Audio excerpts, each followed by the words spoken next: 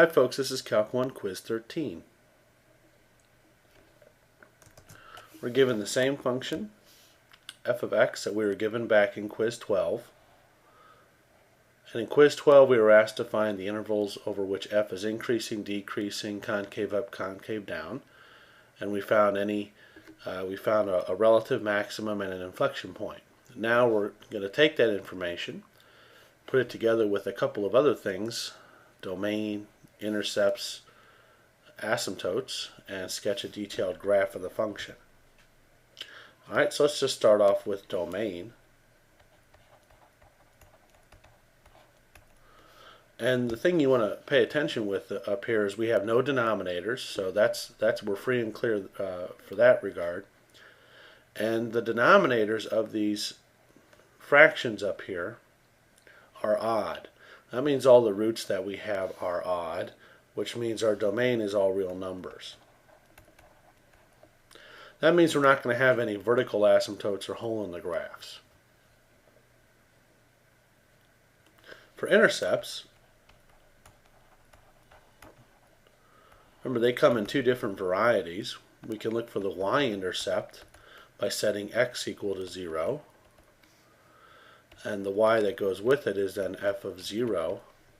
So I plug 0 in and I get 0 to the 2/3 times 0 minus 3 to the 1/3. And 0 to the 2/3, remember, means you square 0 then take the cube root. So this is going to give us 0. So our y-intercept is 0, 0. And this is also an x-intercept. To find the other x-intercept, to see if we have any more, we'll set y equal to 0. And that's our f of x.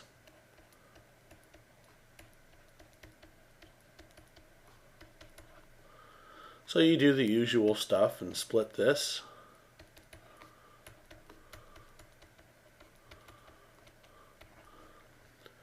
We can cube both sides, then take square roots, and I get x equals 0 here, which corresponds to what I already know. Or I can cube both sides and add 3 to both sides and get x equals 3 here. And so the two x-intercepts we get, 0, 0, which we had before, and 3, 0. Now, as far as asymptotes are concerned, I'm not going to have any vertical asymptotes because my domain's all real numbers. The only other kind of asymptotes I could get are horizontal asymptotes. So I want to check out the end behavior.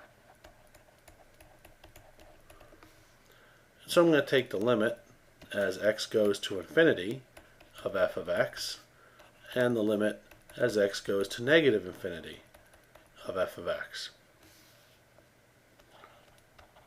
So as x goes to infinity, I've got x to the 2/3 times x minus 3 to the 1/3. Limit as x goes to infinity, and I factor out the highest power of x. When I factor out the highest power of x from here, it's going to come out as eventually as an x to the 1/3. I'd have an x times 1 minus 3 over x all to the 1/3.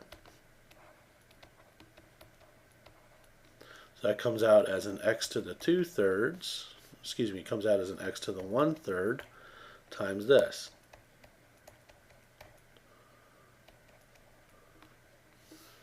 And so I'm getting the limit as x goes to infinity of x times 1 minus 3 over x to the 1/3. So as x races off to infinity, this factor is going to infinity. This factor is going to 1 to the 1/3, which is 1. And so I get infinity out of this. If I look at what's happening as x goes to minus infinity, I can get the same algebra here because we had odd roots, so I didn't need to worry about any strangeness with the domain or absolute values.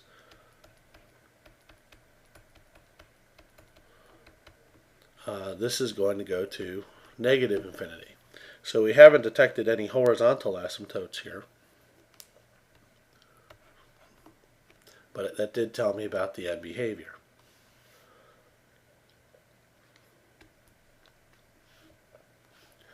Now, from checkpoint quiz 12,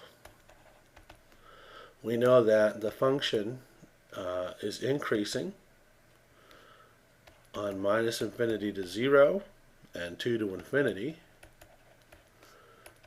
and it's decreasing on 0 to 2. We have a relative max at 0, 0, and the derivative at 0 was undefined. And we had a relative min at 2 comma negative 2 to the 2/3 power, and f prime at 2 is 0. We were concave up on minus infinity to 0, along with 0 to 3, and we were concave down on 3 to infinity. And we did have an inflection point at 3, 0. So I'm going to put all of this together on one number line here. So the critical values I picked up were 0, 2, and 3.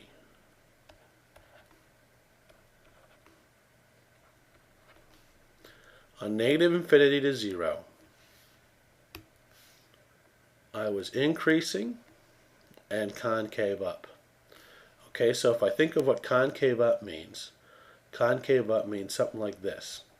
So if I'm increasing in concave up, I'm looking at something that looks like that. So that's what it looks like there. From 0 to 2, I'm decreasing, and I'm still concave up. So decreasing and concave up would look like that.